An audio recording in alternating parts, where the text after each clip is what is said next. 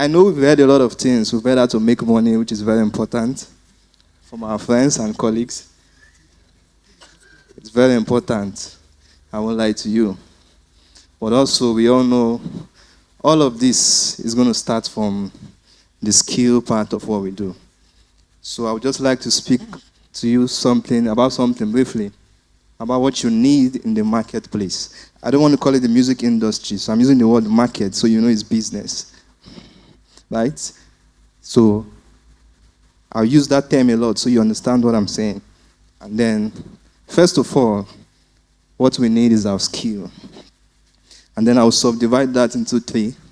First, coming from the perception of a drummer. So first is your sense of timing. That's one. And then second, flexibility, independence. And then thirdly, musicianship. It's three different things. These are serious qualities you need to function in the music market. Now, whatever you do, whatever you play, I beg you to please play it on a time. Whatever you do, whatever you play, I beg you to please play it on a time. Because the larger part of what you are going to be doing in music is first keeping time to whatever you're doing. Whether there's a click or there's no click, whether there's a metronome, whether there's a click track, whether there's a loop, a stem, whatever it is. But please, I beg you. Because if you don't do that, at some point in this career, you'll fall back to that place. It's very important. If you don't do that from the beginning, or let's assume you've passed the beginning stage, you can also start doing that now. Because at some point, you will have to fall back to that place.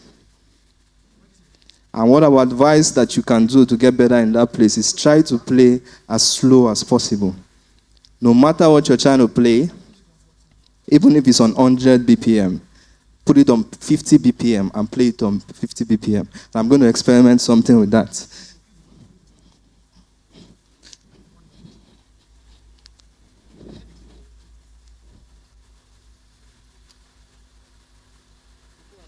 Now, if I'm playing a click on 40 BPM, let's assume, you get something like this.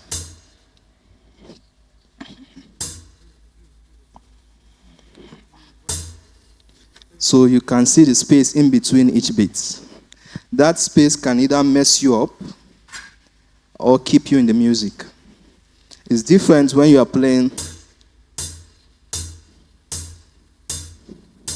Now, so this can help you a lot because this is almost like a double time of what you're doing. But when it's at the 40 BPM, it is best to practice in that place. What it does to you is that if you can keep to a time at that pace, where the intervals between each beat is very vast, then you should be able to do it when it's faster. Let me experiment this. Can you hear the click in the house?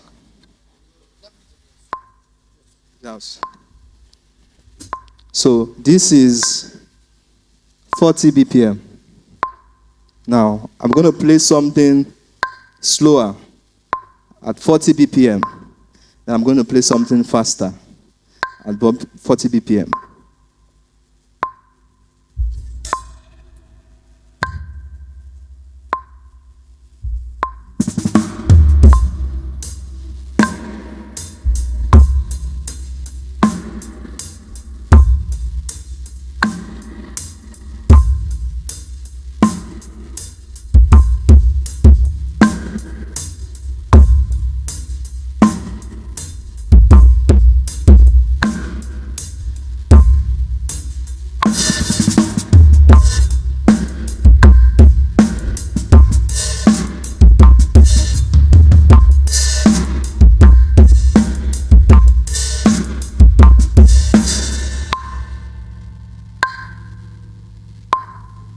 So when I'm playing the faster tempo beat, I could as well, instead of playing it on 40 BPM, increase it at that pace to maybe like a 75. It should be about a 75, 80. But then I didn't do that. I'm doing it at 40.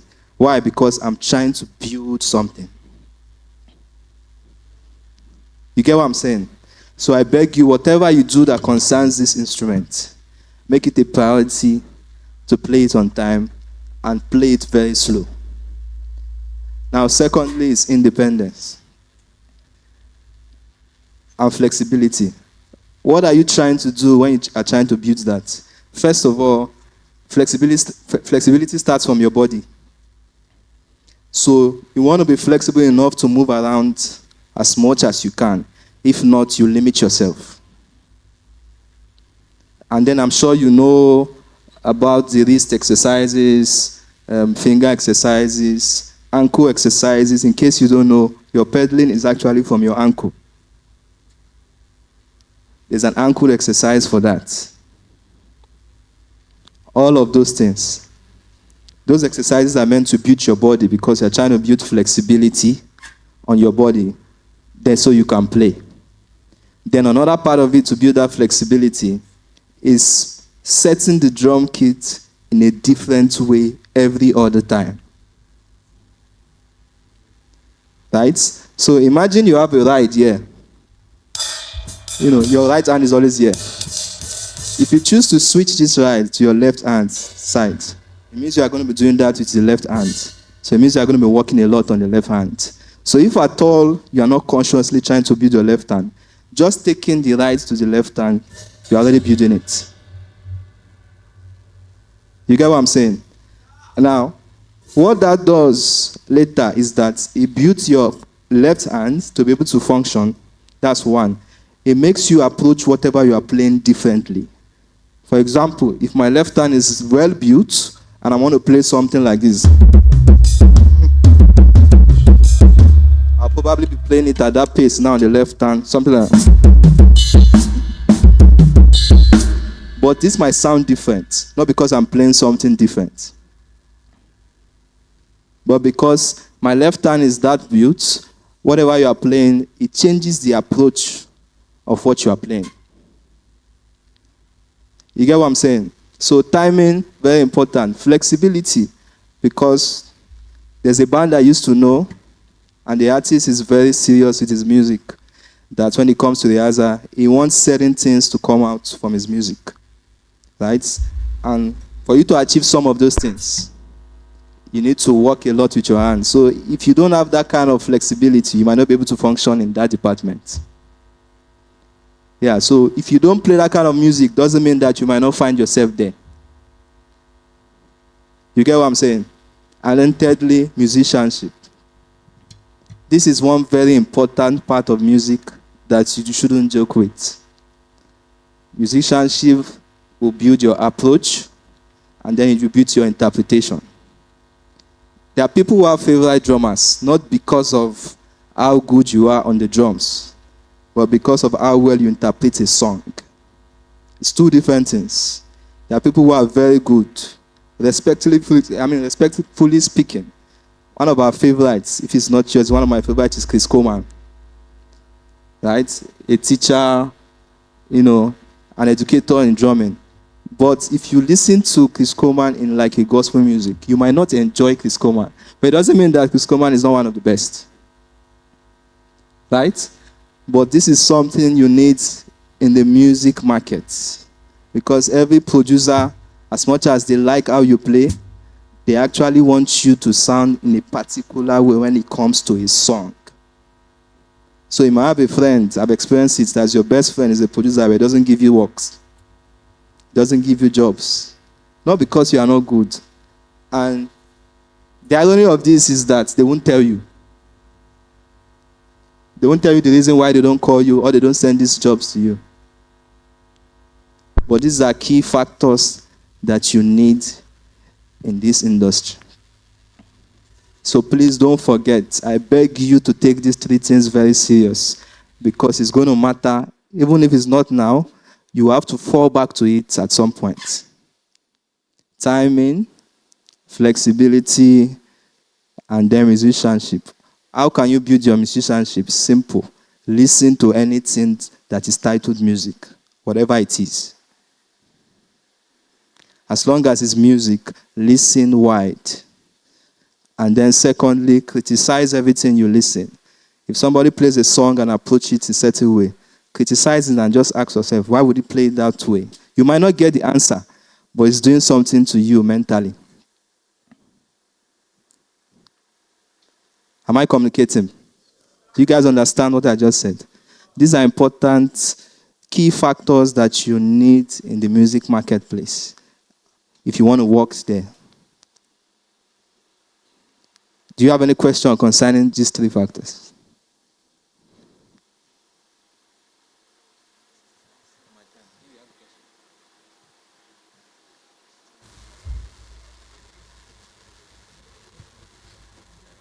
Victor Karo, please, can you be my mentor? I'm joking. I just.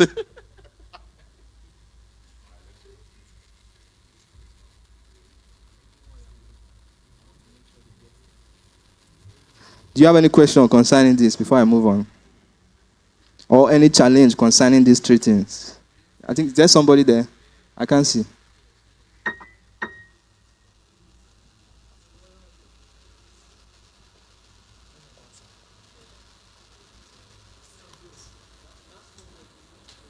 Okay, good evening, everybody. Good evening, Sir Karo. So my question is this. I have been doing a lot of personal recording, like my practice session, and recording and listening to myself. Even in my church too, I get to just set up my phone camera and record and listen afterwards. And like you said, criticize whatever it is you're playing. So, but I've noticed most of the time, especially at home, when I rehearse at home and get to watch myself again, I notice that sometimes I don't get to sound like I thought I was sounding when I was playing. You understand? When I get to listen to my videos again, I'll notice that some things are not really, that's not what I was thinking about. That's not how I wanted it to sound. So what would you advise? So, and because of that, I don't get to post anything. I was just like, well, it's not good, Jerry. Let me just scrap up. Yeah. Well, first of all, you are just in a phase. It's a phase everybody will experience, right? One of the most important part of practicing is that you're trying to bridge the gap between your body and your mind. That's what you're trying to do.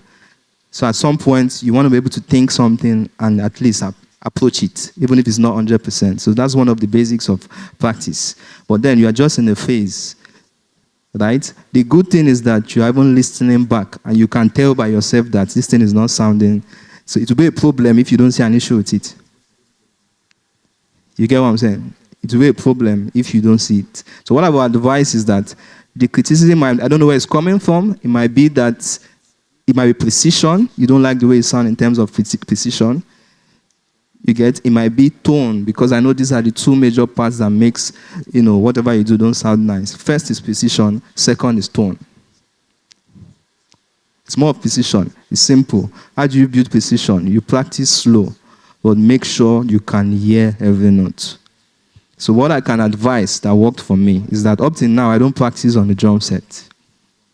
Yeah, I've always been someone who practices with pad. Why do I practice with pad? I could hear every note on the pad, and then I could control the bounce on the pad. What it does to you is that at least it's clear enough, you can hear the notes, right? But then you can also do that on the drum set. Practice slow, but make sure you can hear all your notes, and also make sure you are hitting each of the sound source at the middle. Right? If you are playing like let's assume at the same velocity.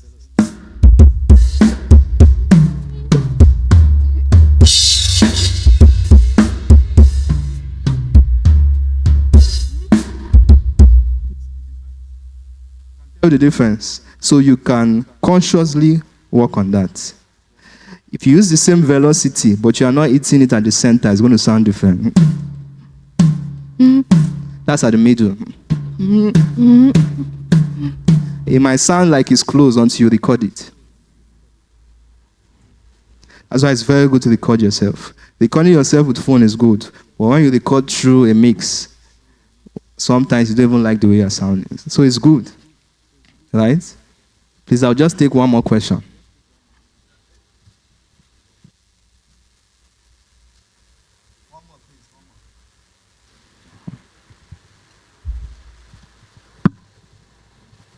What is the music market and what is a market music?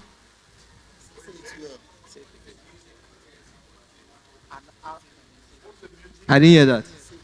What is a music market and what is a market for music? It's simple. It's just the music industry at large, right? It's just the music industry. It's just a place where values are exchanged to make money on the top level. That's what it is, simply. But just one more.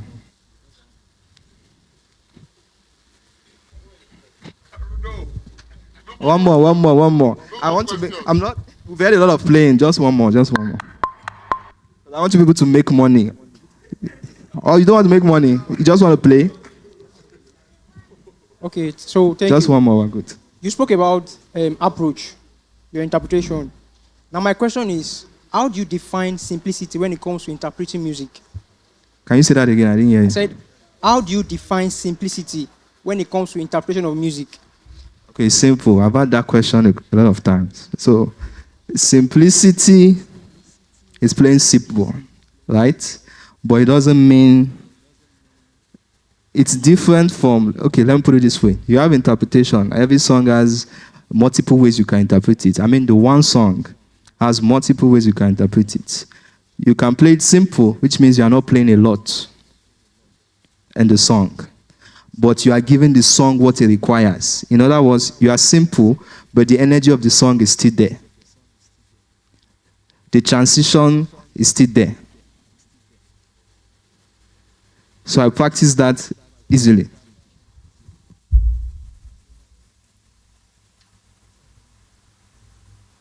Assume it's just drum, but let me just do something. Let's assume I want to play simple. I'm playing a ballad, and then I want to move to maybe a chorus or a bridge with so much energy on the song. So I'll play it simple, and I'll play how complex it can be.